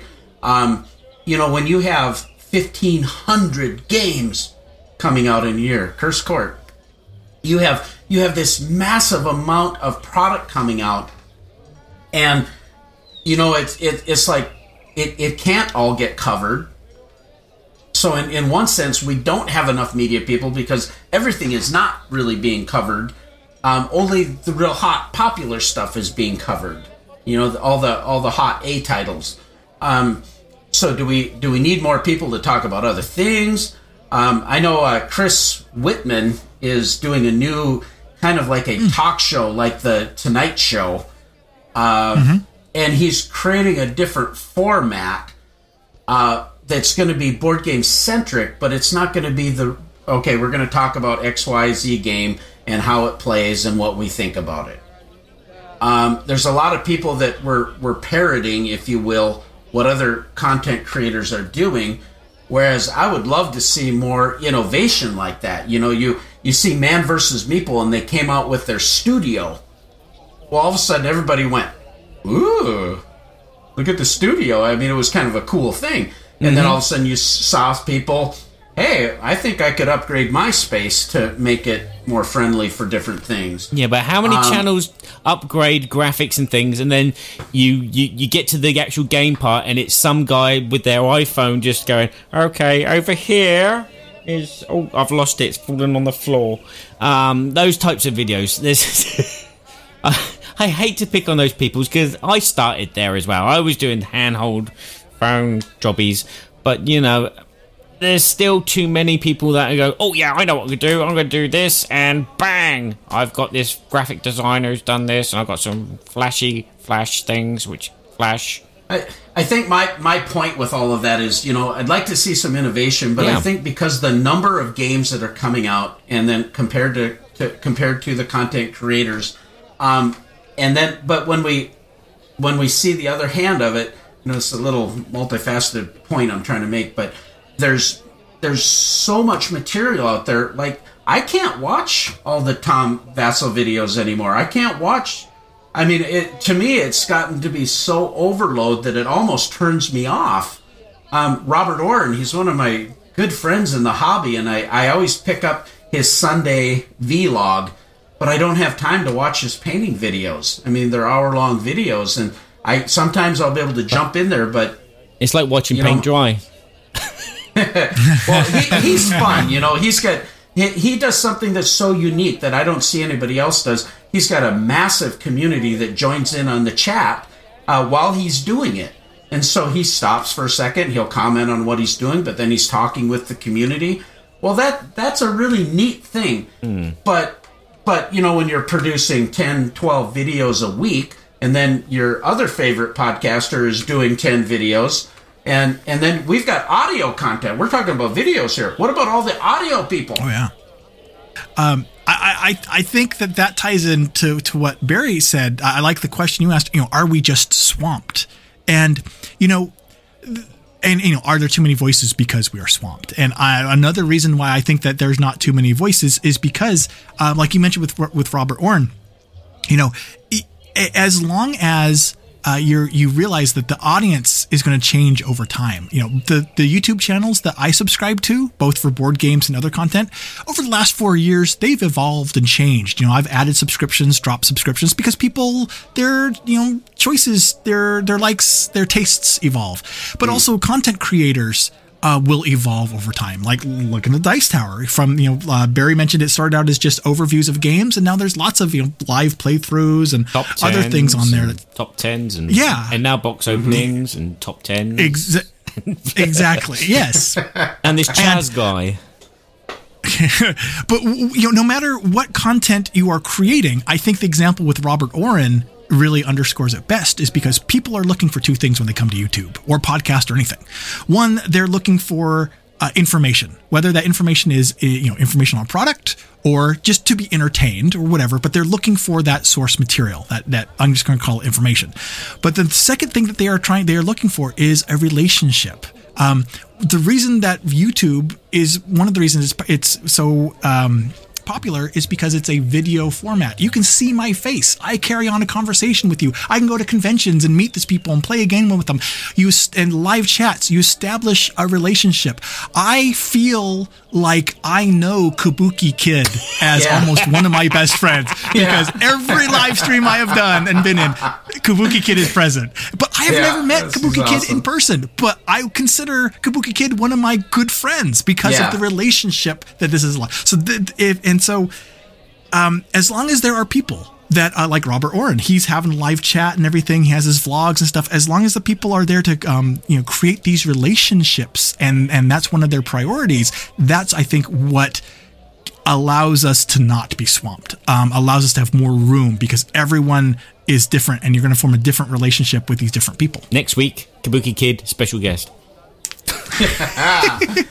Boy, if we could get her on the show as an exclusive, our ratings would soar, and we could monetize our channel because we'd get tens of thousands of hits. Yeah, everybody. It's like everyone sees Kabuki and they go, "Hello, Kabuki," on the chat, and it's like, "Hello, Kabuki, how you doing?" Hey. It's like a sub genre of fandom underneath. Oh, dearie. So, and I think Rick makes a good point in the comment. He said, I don't know if I call it swamped, but we have a nice selection of presentation, interaction styles to choose from. And I would agree. I think, that's a really good point, because you mentioned Board Game Links, and I mean, there's a forum or a platform that you can go to and see such a variety of different people. And I listen to podcasts more than I watch video, just because of time. So when I'm driving, I can listen, and mowing the lawn, I can listen, things like that. But listening to, you become, like you're saying, you develop this relationship, and you become, it's like you feel like you. I love Marty and Tony from Rolling Dice Taking Names. Perfect example. Yeah, I just love listening to those guys. Rob and Patrick and Christina and that from the Blue Peg Pink Peg, and Sean and Alex from Dukes of Dice. These are podcasts that I've been listening to for a long time. Jamie from the founders at the Secret Cabal. I just love these guys, and now it's trying to find space to add somebody in. So there's this. Well, I've got all these different styles and personalities, but I've become endeared with them as creators, and so I want to listen. I want to, but it's like I don't have a lot of room anymore, bandwidth wise. It's like Jamie and them, they started the Lords of the Dungeon, and I'm not a big role playing person, but I've become really enamored with the discussions, and now it's like I kind of wanna, but that's another one I have to try to fit in. Absolutely. I know my podcasts go through kind of a rotation where I have like 4 I'll listen to because that's all the bandwidth I have. And, that 4 slowly evolves over time. Some will come in, some will come out, but there's always kind of that 4 in the rotation. I'll go back and revisit other ones. But it's, and I think, like you mentioned how Man vs. Meeple improved their set, and that made everyone kind of step back and go, whoa, I better up my game too. And I think that happens with podcasts and everything, and I think that's a healthy thing. I mean, it's competition. Yeah. It's competition to better ourselves and the content we create and the media we make and put out there. And that's only, that can only be a good thing. It does create a little bit of an arms race. But again, if you are creating content that captures the person's interest and establish that relationship, that will go a long way towards making up for, a set that is a piece of blue fabric and some, white clouds cut out of poster board. Yeah. With paint roller. Yeah. Exactly. I think one of the problems, again, with the content is because there is so much board games out there. You've either got to be a content provider who's going to provide very quickly the information you need and produce lots of videos very quickly for all the different games, or you're going to be someone who's a bit more thorough and will take a longer time explaining this one game. For example, you could say like Raldo against Shut Up and Sit Down. Shut Up and Sit Down will produce a video a week, but it will be a in-depth 20-25 minute video of this one game, and they will turn it inside out and say some wonderful things and some twist their words in their very English London accents, whereas Raldo will just rattle off quickly, this is how you play it, move that there, go down. And they're 2 different styles and they're 2 different ends of the spectrum, so to say, aren't they? Oh yes, and definitely. It's like people will either like that or like this, and again, you set your targets on what you want to do as well. I mean, I try to aim for the Shut Up and Sit Down because I like trying to sound intelligent and fail miserably. Whereas I'd rather not be a fast talking guy that gets the rules wrong, which is what I do. It's a progression. There's a question on here on the list that I think kind of fits into this too, of what would you say to a new time content creator, a newbie coming on the scene? Do you know what? No, seriously, do you know what I would say to a new time content creator? I would say get lots of friends, organize your gaming sessions, each one of you create your own reviews and then put it onto one channel and make it, like a big information thing instead of just one person trying to get through all the 90,000 board games that are out there, because it'll be better for you. I think that's what we need. I think we need a challenge to the Dice Tower. I think we need a team of people who are devoted to producing content at the same time, but on different games, just so you can get the amount, the body work of work out there, but also have the time to put a lot of passion and love into what you're doing. Chaz is writing notes. No, I'm totally not stealing that idea. I kind of thought the same thing, because this question I think is really profound. If someone is asking your advice, or what can you do to prepare them for in doing this where they have success. And success to me is not numbers. Success to me is that they're doing something that really fuels them and provides something of value. Yeah, because success, you could rate it on the amount of subscribers that you have, the amount of likes you like, or you might rate your success on your contentness of what you've done. You've finished the video, you've uploaded it, you love it because it's perfect for you. So there's I mean, I know which camp I'm in. I'm in that one there, not that one there. So well, and that's where I think the problem with a lot of content creators starting anyway, maybe, and I've fallen into this trap or mindset maybe slightly. I've always gone back to my core. Why am I doing this? If I'm doing it for this reason and I'm not getting there, that's going to bring discouragement. And I would encourage people not to compare yourself to others. Don't try to. You don't need to be Rodney Smith. You know, Rodney Smith does a fantastic job. I mean, watch it played. He's doing a piece of community service where he's providing rules explanations. Now, maybe you could become that, but I wouldn't compare yourself to that. You can learn from other people. You can glean information in, like you mentioned about the Man versus Meeple thing. We can look at things to try to have excellence in our lives. But, you know, when it all comes down to it, excellence isn't about being perfect. Excellence is about giving everything you possibly can give. And so do it from that reason, where your passion is going to drive you. Because if you don't have passion for what you're doing, man, you're going to fizzle out. You're going to get burnt out. This hobby will eat you up and chew you up. It's not always a safe place out there, people. No, I've lost many a turtle that way. They've been eaten up and chewed. They'll chew you up and turtle you out. Yeah. I mean, it can be brutal kind of sometimes. And on the other hand, it's one of the most fantastic, wonderful, rewarding experiences, but do it from what drives you inside. And hopefully, honestly, hopefully that's not money. Because now I mean that. I just mean that. There's nothing wrong with you wanting to make it a career. I mean, I think a lot of people aspire to that dream, but if the sole motivation is money, it's kind of like doing something else for just money. This hobby is not an easy way to make money.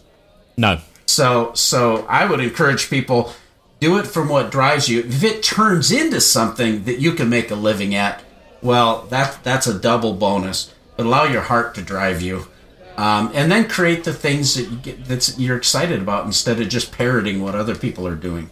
That was a dig at me, wasn't it? He says, referring to his first video, which is parodying Tom Vassell. I remember watching that. I remember that was my introduction to Barry right there, and. Oh, that was awesome! And he had the tie and the hat. That was hilarious.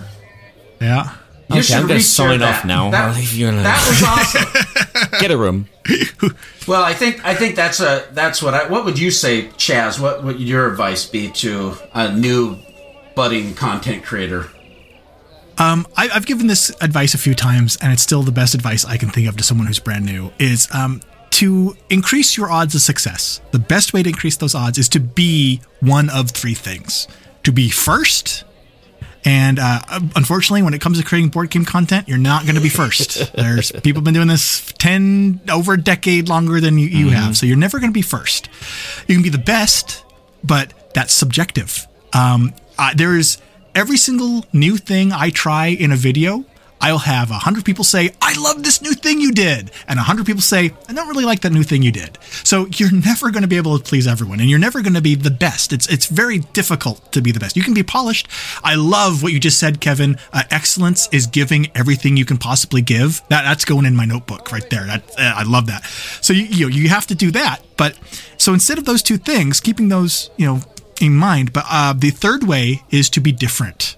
To establish your own unique voice, your own unique presentation, your own unique approach to things, to be different and to follow your own passion. And I think that is your best case between first, best, and different. Different is the one I think I would tell someone to focus on. Find what is unique about yourself. Well, I think one thing, too, that we've talked about, we talked a little bit about motivations, and don't do it, from my perspective, don't do it just for money. But on the other side of that coin, and I find in life there's always two sides to a lot of coins. There's different ways of looking at things. My opinion doesn't have to be the right opinion. People can have different opinions, and I support that. But I think there's also a really positive thing about supporting those that you do enjoy. And there's a lot of different ways that you can do that. And while they might not be doing it for money, getting some sort of help on a monetary standpoint really, really helps the creator. I mean, running these shows, it's not cheap. I mean, you're paying high-end, expensive web hosting sometimes. You're buying equipment. You're purchasing games. And then our time is worth a lot of money in this life. So, I mean, there's a reason where we can really help. And from my standpoint, we have a sponsor. Arcane Wonders has just been really generous to us and helped us with games for giveaways, and it helps cover a little bit of our costs. But we're not making squat, you know. There's a monetary amount, but it's not like either of us take any salary or anything of anything. I mean, it just covers some of the little piddly expenses. Other companies are able to do it, like the Dice Tower, where they run a massively successful Kickstarter. But the reason I'm saying all this, I think it's also okay then to support these channels. You know, Robert Oren does so many wonderful philanthropy type of things with his channel, and I love to be able to support that. The Dice Tower, they've got 3 people on staff and a couple part-time people. They have a lot of expenses. It looks like a lot of money, but I know the fact of the matter is, once that gets all divvied out and you pay all the fees and all the things, those people are not getting rich. It's a success story, and I applaud them for getting all that. But anyone that begrudges them that, really, if you understood the business side of what's happening behind the scenes, there's not. Once you spread it all out, that's not that much money. Most of you would never work for that kind of money. So anyway, I just think about monetization with Patreon. You know, here Barry, he's been producing videos for years, you know, and he has a few Patreon followers. But, you know, for us, I'm not going to set up a Patreon for Berkey and Badger, but I would love to see you support Barry on his Patreon account. Yeah, no? yeah. And then maybe I can up my monthly prize draw to something worthwhile instead of a copy of one of my CD soundtracks. Yeah, exactly. I mean, that's what support allows content creators to do. It allows them to help others and to continue the passion. And it's really encouraging. Even if it's $1 a month or $2 or $3 a month, there's an encouragement that you actually give that creator. You know, Chaz, you just did your is it still running, your campaign for Paradise? Yeah, I have it set up to be kind of an annual campaign, so it runs throughout the year. And about every September or so on my anniversary date is when I switch over and kind of kick it over from year to year. Right, it's not monthly then. So, yeah. I thought it was monthly. I backed you monthly. Well, the campaign runs. You can the system that I use and full disclosure, helped build, because I have the web development background, so main programmer on it, is a pod pledge system. And so, yeah, you can give one-time, monthly, annual, quarterly, subscriptions if you want, or just, plunk down one-time thing. But the campaign itself, I kind of have mine set up to do like seasons. Like, right now it's the 2018 season, and that will run until September, and then I'll kick over to the 2019 season, in October or so. Even though it's not 2019. Yeah, it makes sense. Yeah. If I had thought ahead, I would have started my channel on January 1st, but I didn't. I never think that far ahead. Well, and I put that down on the bottom here about monetization, with companies like Patreon. We obviously Kickstarter, Indiegogo, Pod Pledge, that full disclosure, like you said, that you have a hand in. But Rolling Dice Taking Names, they're using Pod Pledge. And for a while there was a big snafu with Patreon wanting to charge excessive fees and all of that kind of thing. And then they found out that was stupid, and they reversed their course very quickly after the outcry from the community. But here a bunch of media creators, they're pouring their hearts out trying to create content, and this is such a encouragement to them. And then all of a sudden Patreon pulls some goofball thing like that, and all of a sudden people start flocking away because of this thing. It has a negative cycle when you're trying to create something special. Whereas Pod Pledge, what you're doing, I think is really cool, because I love the fact that you can just go in there and give a big one-time gift when you feel secure to do that. Or if you just want it to come out monthly so you don't have to think about it, and you're able to give people that option. It definitely adds up. And that's, to be honest, that's why I started Pod Pledge, is because I wanted to be able to make one-time donations. I went, people would start their Patreons. I'd be like, awesome, I'm going to give you $20 or whatever. And I couldn't, It's like, I don't want to subscribe. I just want to be able to give you, a larger donation than like $1 a month, but I just want to do it once and be done. It's like I'm just going to build my own. And that was the genesis of the whole thing. And, it's evolved from there. And, it's like I said, I don't know what to say about it because I'm biased, obviously, being involved with it. But, I will say this. We're going to be reviewing Chaz Marler's board game here, and we're not going to be biased. We're going to let him be biased. There you go. Pod Pledge, the game. When the first time that I did my fundraising, the first year I did a fundraiser, the big question is, well, should I? Am I big enough? How big do you have to be? How many subscribers should I have? And I have people coming to me. I've reached out to a few people. I have people reach out to me about Pod Pledge, other content creators recently, and they're like, well, I need to wait 4 months until I get X number of subscribers and something. And when I started mine, I realized something I firmly believe. And I believe waiting until you hit a certain number of subscribers or a certain number of views is pointless, because you're never going to reach the point where it is good enough for yourself. To me, the point for a content creator to start a fundraising campaign, no matter what platform they use, is when they feel that they have reached the point where they are providing value. If you feel that you are providing value to your viewers, boom, there's no reason not to, because there's no reason not to be compensated for the value that you provide. So, of course, your results may vary, but so I think that anyone who's waiting for X number of subscribers, I think, is approaching it from the wrong angle. No, I really agree with all that too, because for me, while I'm my monthly Patreon bill, it's definitely increased because I support an awful lot of different shows. But when Paul Grogan from Gaming Rules Vids, whenever he makes a video, it's one of my go-to videos for learning a game, because I just love the way he presents it. Rodney Smith, likewise, when he runs his Indiegogo campaign, I'm just right there, because to me it's just it's kind of the PBS thing in my mind, that, okay, if there's a show that they're creating that I feel is valuable, I want to support it. And likewise with the audio shows, I know the amount of time that people put into all this editing and their costs that are associated. Yeah, you know what you should do? You should set up a Patreon or a Pod Pledge to finance the financing of giving money to other people's patrons. I want a Pod Pledge my Patreon bill. Yeah.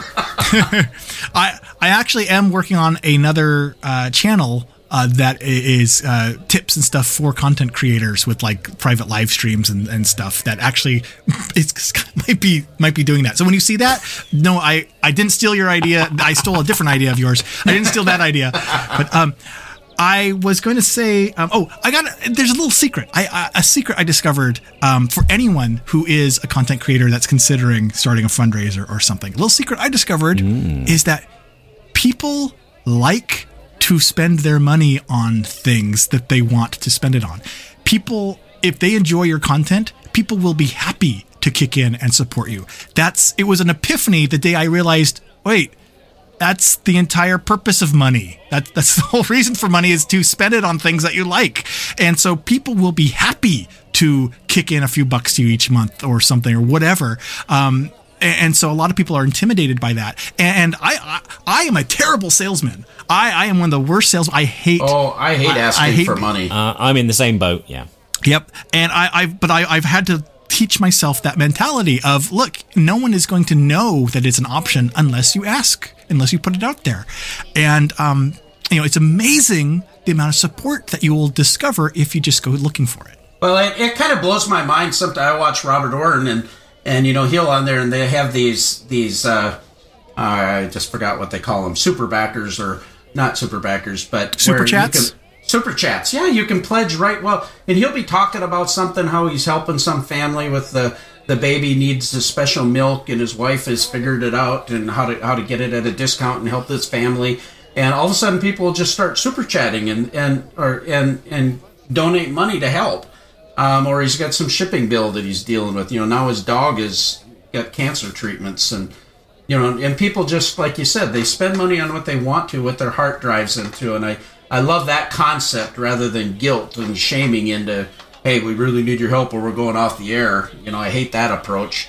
Well, and I think, too, as a media creator, all of a sudden, with much power comes responsibility. And a lot of the media creators that I've become endeared with, either listening to their content or their podcast, you also get this opportunity to see how they give back to the community, and they're helping at conventions, they're helping publishers demo games, they're trying to, hey, how many of these people you've talked to them, they say, hey, if there's anything I can do to help you, let me know. And we've been able to have this synergistic community of people helping one another. And I think that's the real positive, wonderful things about the gaming hobby. And there's so many fantastic content creators that have that heart. And I love that. Absolutely. Hey, Chaz, this has been fantastic. Thank you for all that you are doing in the hobby. Thanks for all the people that you've made feel comfortable in gaming. People, I still think about your, I just lost the name, Cheapest People segment. What was that called? Social anxiety one? Yeah. Meeples for Sheepish Peoples. Yeah, Meeples for Sheepish Peoples. And you just talked about, it's uncomfortable. It's hard to you come into that group and you don't know what to say or whatever. And you did that so well. And that helped thousands of people be able to embrace the hobby, maybe just from a little different perspective, and give them courage. So anyway, much kudos for all that you've done. Dice Tower contributor, Passport Game Studios, the content that you create, Pod Pledge, helping creators, monetize. I mean, you're doing so much for the hobby. Thank you. And thanks for coming on the show and sharing your heart with us. Thank you for having me. I always enjoy talking to you guys. Tell us where everybody can get a hold of you and what you're doing, Chaz. The best places to get a hold of me probably are on Twitter a lot. I'm at Dice Paradise on Twitter. The website is www.pairofdiceparadise.com, and facebook.com/pairofdiceparadise, and of course on YouTube at youtube.com/pairofdiceparadise. And those are probably the best places to track me down. Everyone's saying, oh, you got to get Chaz back on the show. He's been great. Woohoo, I see my family's in the chat then. Yeah, he's fantastic. Yeah. And you can catch Barry at BoardGamesEverybodyShould.com. You can also check us out on Twitter and Facebook at Berkey and Badger. You'll see us all over the place there. Our YouTube channel is Berkey and Badger also. You can go back and listen to old episodes that are on the Google Hangout. But then if you go to Board Games Everybody Should, or if you go to BoardGameTheater.com, you can actually see a string of all of our past episodes, audio episodes that are a pro audio edit that Barry does that goes out to iTunes, Stitcher, and is hosted at Podcast Garden.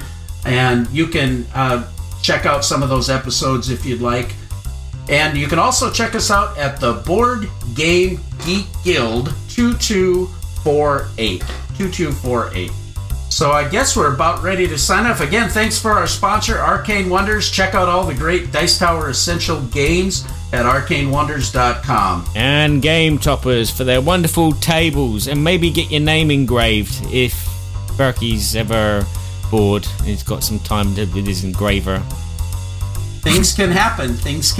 Maybe he'll engrave a picture of him holding a thermos of something. Thermos of soup. Yeah, you should make a soup holder on your table. Oh, sure. Let's wind this up. Thank you again for listening to Berkey and Badger's Board Game Babble. This show was written, produced, and performed by Kevin Burkhardt-Smyer and Barry Doublet, as was the music too, with a little help from the Balance of Power. Although the Good, the Bad, and the Ugly theme was composed by Ennio Morricone, and background effects were supplied by Sirenscape. Enhance your gaming at Sirenscape.com. Join us next time where we might have a special guest or we may review a game. But either way, there'll be more craziness and more babbling. We're so glad we had this time together. Now it's time to go.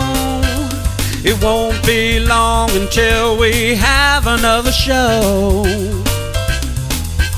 So keep us in mind, get online. Berkey and Badger will be back in no time.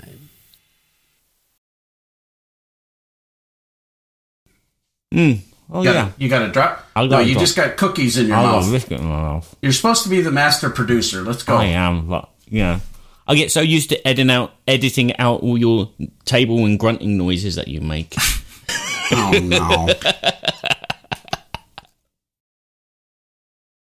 Why would you ever give these two monkeys a podcast? Yeah. I don't know. Was it given to us? Or did we just take it by force? Okay. I don't know. Oh, what am I Okay. doing? I'm still screen sharing, aren't I?